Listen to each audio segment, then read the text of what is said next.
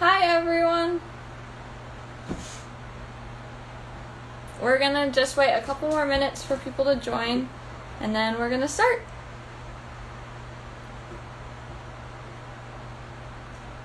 Hi!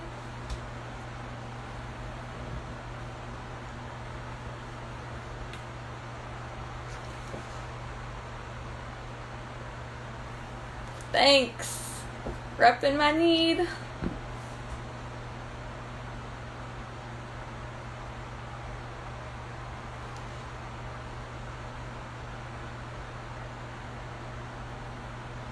Waiting just a few more moments for people to log on, and then we'll get started.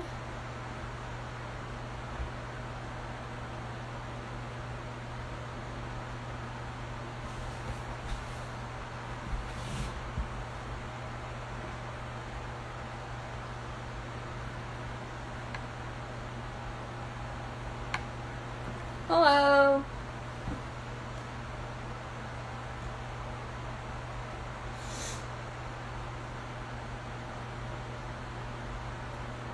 Okay, cool. So we're going to get started. So my name is Grace, and I am a NEED student from Illinois, and today we are going to be talking about exo and endothermic reactions. So a little bit about exo and endothermic. Endo means in, and thermic means heat. So endothermic reactions are when all of the heat in a reaction is absorbed into the chemical bonds, so the surroundings lose heat. So we cannot feel as much of the heat because going into the chemical bonds is energy. Exothermic means release of heat, and so when the reaction happens, the chemical bonds are breaking and the heat is being released into the surroundings, so it is easier to feel the heat because it is being released. So we are going to do a few experiments today that correspond to endo and exothermic reactions, and you will have a chance to go along and do the experiments with me. So the first experiment we're going to do is with vinegar and baking soda. So I am going to pour 10 milliliters of vinegar, pre-measured, into an empty plastic bag. And then I'm going to tell you what it feels like to me. It's pretty cold,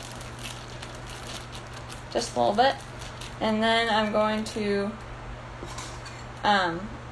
measure how cold the temperature is of the vinegar.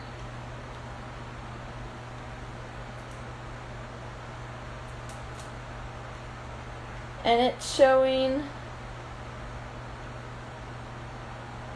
about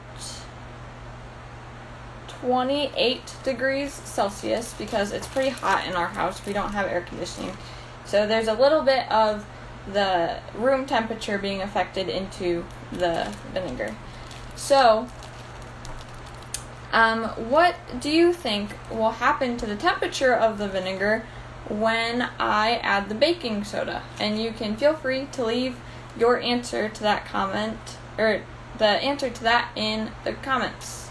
So what do you think will happen to the temperature of the vinegar? Do you think it'll get hotter or colder when we put the baking soda into the vinegar?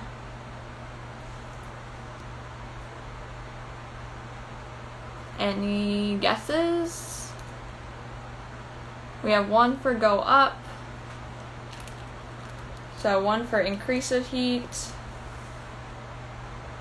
Any others? No? Okay.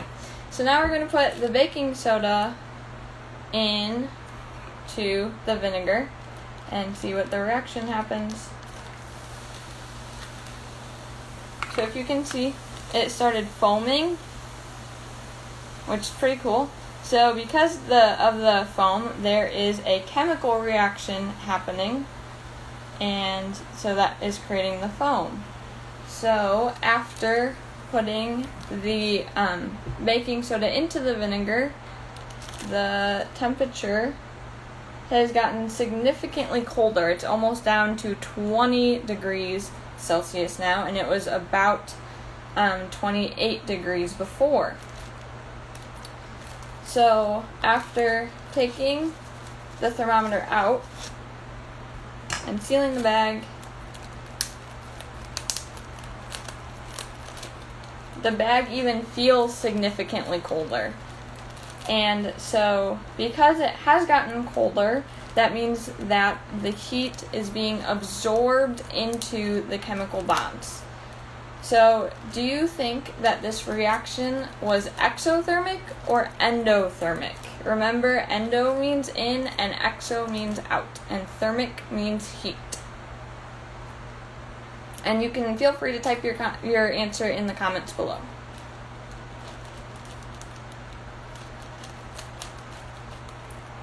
Endo or exo? We got one for endo.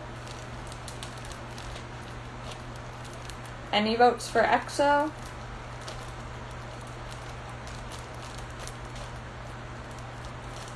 We have 2 for endo.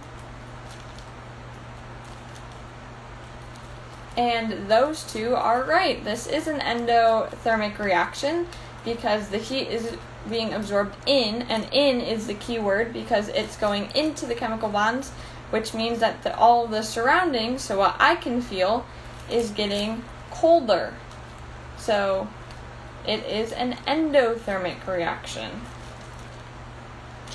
Alright, so now the chemical reaction has kind of stopped and it has mellowed down. There isn't a lot of fizz anymore.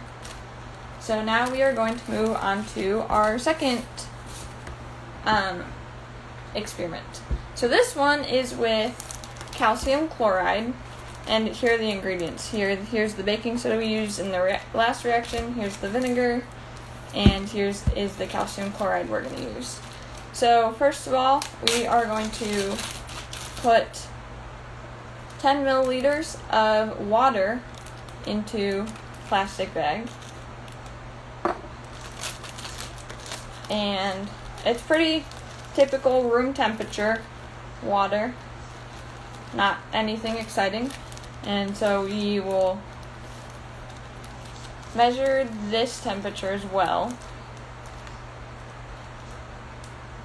And this is like 28, 29 degrees Celsius again. And so after we add the calcium chloride to this, what do you think will happen? Do you think the temperature will increase or decrease when we add the calcium chloride? And you can put that in the comments also.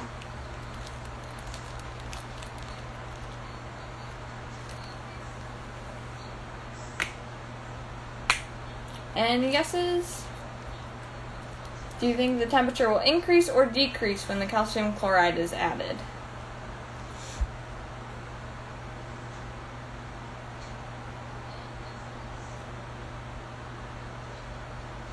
Ooh, we got 1 for decrease, 1 for increase. Anybody else? Ooh, we got another for increase, another for increase, another for increase. Well, for those of you who said increase, you were right. So when we put the calcium chloride in, it melts and it is really hot. Like, it hurts my hands to touch it, and the temperature has gone up to almost 45 degrees Celsius, and it started at like 28 or 29. So there's a significant increase in the temperature. So take this out. And do you think, so the temperature increased from 28 degrees Celsius to 45 degrees Celsius. Do you think that that was an endothermic or an exothermic reaction? Any guesses?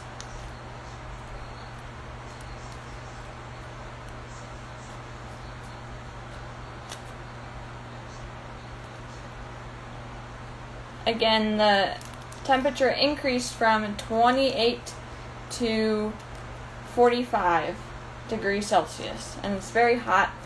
It's just a little bit burning my hands as I'm touching it. So we got 3 for exo, 4 for exo.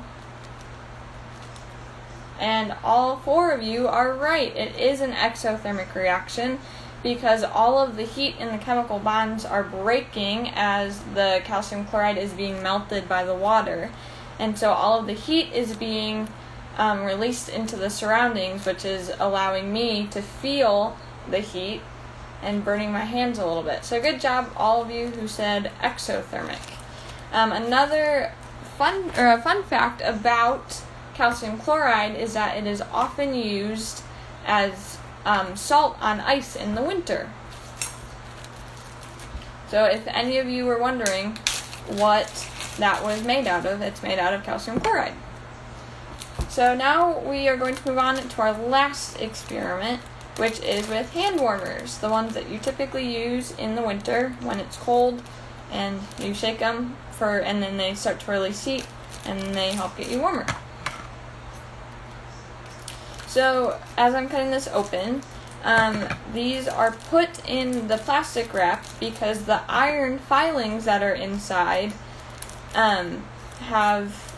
when they come in contact with oxygen, they heat up. So the plastic wrap is keeping the reaction from happening before it needs to, before you want it to. So we're going to cut this open, pour it in the plastic bag,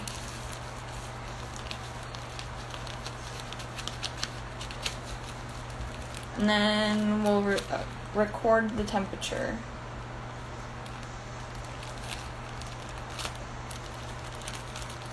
And they're already getting kind of warm just from the contact with oxygen. And they're at about 32 degrees Celsius. So now we're going to shake it a little bit to get some more of the reaction happening and initiate more points of contact for the iron and the oxygen. So after shaking it up a little bit, the iron has come up to about 40 degrees Celsius. So this is the same thing. This is the same reaction that's happening when you shake them in the winter to help you get warmer. And we'll shake it one more time. And look at it one more time. And it's 43-ish degrees. So when we are shaking it, there is a significant increase in temperature. So because of the increase in temperature, do you think that this is an endo or an exothermic reaction? And type your answer in the comments.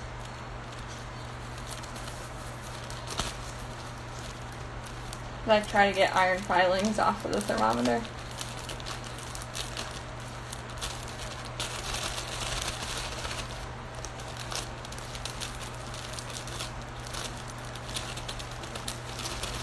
We have 1 for exo, 2 for exo, 3 for exo, 4 for exo, 5 for exo, 6 for exo. For all those who said exo, you were right. In the same type of experiment, in this experiment, similar to the last one, these also are releasing heat from the breaking of chemical bonds, and they're releasing it into their surroundings.